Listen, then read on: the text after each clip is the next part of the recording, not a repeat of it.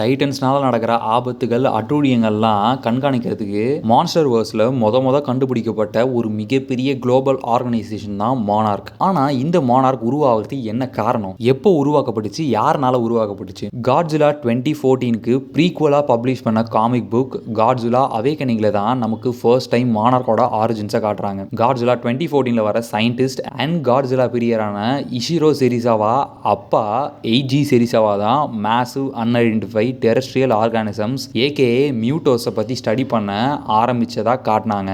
மானார்க் Legacy of மான்ஸ்டர்ஸோட ரிலீஸை தொடர்ந்து அந்த காமிக்கை Canon இல்லைன்னு ரீடிஃபைன் பண்ணுற மாதிரி மானார்க்கு ஒரு நியூ ஆரிஜின்ஸை காட்டுறாங்க. வேர்ல்டு வார் 2 நடந்துட்டு இருக்க 1943ல யூஎஸ்எஸ் லாட்டர்ன்ற பேட்டில் ஷிப் மர்ம முறையில் கடலுக்குள்ள போயிட்டதா சொல்றாங்க. ஆனால் ஷிப்ல இருந்து உயிர் தப்புன கொஞ்சம் பேர் இது எல்லாத்துக்கும் காரணம் ஒரு பெரிய வவ்வால் மாதிரியான மான்ஸ்டர்னு சொல்றாங்க. இது என்னடான்னு அப்போதைய பிரசிடென்ட் ஹாரி ட்ரூமன் இந்த அமானுஷ்ய உயிரினங்களை பற்றி தெரிஞ்சுக்க மானார்க்னு ஒரு ஆர்கனைசேஷனை கிரியேட் பண்ணுறாரு. ஹவவர் அது அப்போதைய டைமுக்கு சீக்ரெட்டாக வைக்கிறாங்க.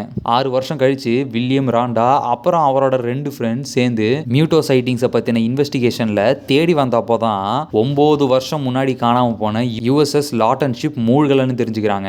இன்ஃபேக்ட் அதை பிலிப்பீன்ஸில் இருக்கிற இந்த சின்ன ஐலண்டில் தூக்கிட்டு வந்து போட்டதே ஒரு மியூட்டோ தான், நேம்டு ஈயான் டிராகன். இந்த இன்சிடென்ட் தான் மானார்க் ஆர்கனைசேஷனோட இன்டைரக்ட் ஆரம்பத்துக்கும் லேட்டரா ஐடென்டிஃபை பண்ற கிங் ஆஃப் மான்ஸ்டர்ஸான காட்ஜிலா தான் குளோபல் எக்ஸ்பான்ஷனுக்கும் காரணமா இருக்கு. மானார்க் இருக்கிற டைரக்ட் கம்பெடிட்டரான ஏபெக்ஸ் சைபர்நெட்டிக்ஸ் தான் லேட்டரா மெகா காட்ஜிலாவோட கிரியேஷனுக்கு காரணமா இருக்கும். அண்ட் இந்த Apex Cybernetics Monarch Legacy of Monsters season 2ல ஒரு பெரிய ரோல் பிளே பண்ண போகுது. அண்ட் அது என்ன டீடைல் பிரேக் டவுன் அண்ட் நீங்க மிஸ் பண்ணிருக்கக்கூடிய டைட்டன் எக்ஸ் பத்தின நிறைய உண்மைகள்லாம் நான் என்னோட இந்த வீடியோவில் ஷேர் பண்ணியிருப்பேன். மறக்காம செக் பண்ணி பாருங்க.